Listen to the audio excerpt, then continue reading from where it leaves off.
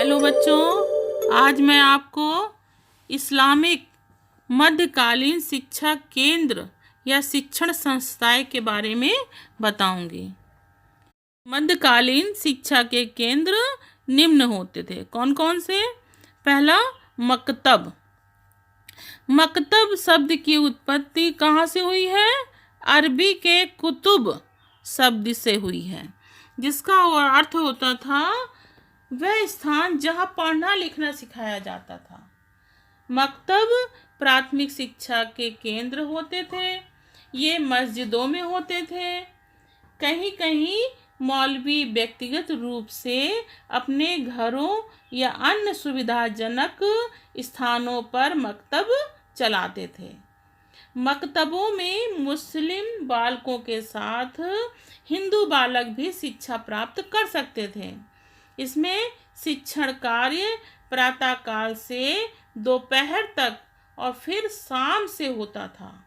छात्रों से किसी प्रकार का कोई शुल्क नहीं लिया जाता था। इनकी व्यवस्था क्या थी? धनी वर्ग के लोग करते थे। ये तो हो गया मकतब। दूसरा आता है मदरसा। मदरसा शब्द की उत्पत्ति भी अरबी भाषा के दरस शब्द से हुई है, जिसका अर्थ होता है भाषण, अर्थात वह स्थान जहाँ भाषण के माध्यम से शिक्षा दी जाती है।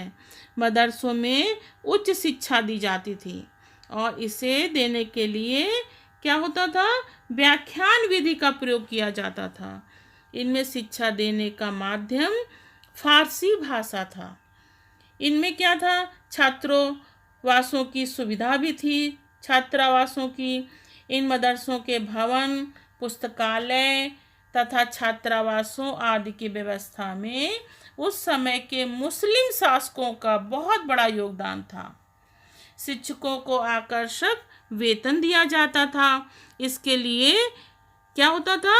राजकोष से आर्थिक सहायता भी दी जाती थी। ये तो होगा बच्चों मदरसा। खानकाहें क्या होती थी?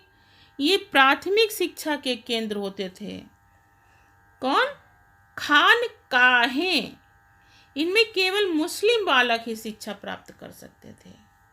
इनका व्यय दान में प्राप्त होने वाले धन से चलता था। दरगाहें क्या होती थी बच्चों? ये भी प्राथमिक शिक्षा के केंद्र थे।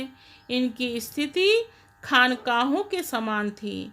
इनमें भी मुस्लिम बालकों को शिक्षा दी जाती थी। फिर क्या था? कुरान स्कूल। इन कुरान स्कूलों की क्या थी? जो पढ़ाई होती थी वो क्या होती थी? कंठस्थ कराई जाती थी। उनको लिखने की तथा गणित की शिक्षा नहीं दी जाती थी। केवल कुरान शरीफ की शिक्षा दी जाती थी। फिर क्या था? फारसी स्कूल। इन स्कूलों में क्या था?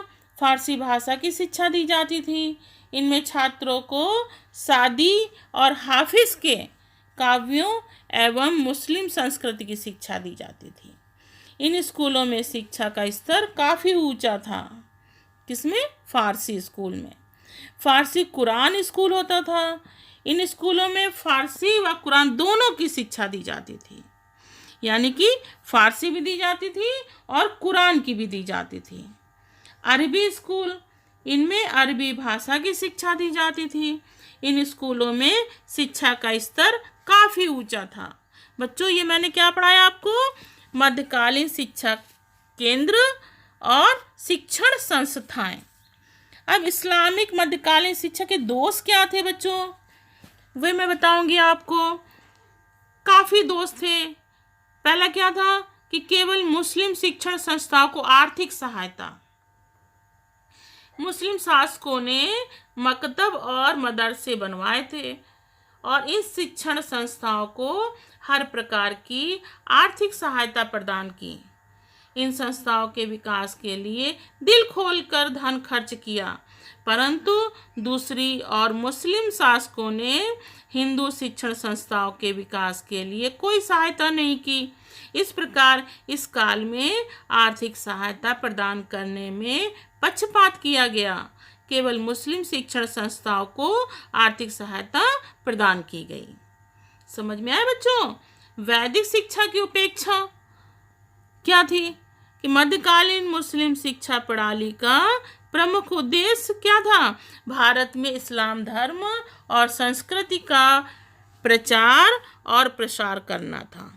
अपने इस उद्देश्य को पूरा करने के लिए इस शिक्षा प्रणाली में वैदिक शिक्षा की पूर्णतः उपेक्षा की गई, उसको नकारा गया और वैदिक धर्म व साहित्य की ओर कोई ध्यान नहीं दिया गया।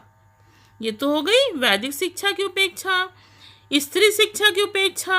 मुस्लिम काल में पर्दा प्रथा की व्यवस्था होने के कारण स्त्री शिक्षा में इतनी प्रगति नहीं हुई जितनी की होनी चाहिए थी। मकतबों में लड़कियां प्रवेश तो लेती थीं, परंतु इनकी संख्या बहुत कम थी। राजघरानों व धनी वर्ग की लड़कियों की शिक्षा व्यवस्था उनके घर पर कर दी जाती थी। इस काल में स्त्रियों की शिक्षा की दशा बहुत संकुचित थी। कठोर दंड प्रणाली, ये दोस्त थे। मध्यकाल में छात्रों को छोटे छोटे अपराधों पर कठोर शारीरिक दंड दिया जाता था। छात्र शिक्षकों से भयभीत रहते थे।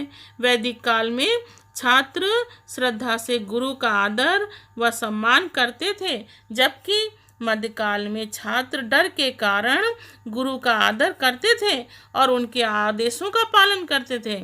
और मनोवैज्ञानिक शिक्षण पद्धतियों में कठोर दंड को कभी भी शामिल नहीं किया जाता। ये तो हो गया कठोर दंड प्रणाली। अब मुस्लिम साहित्य व धर्म के प्रचार पर बल।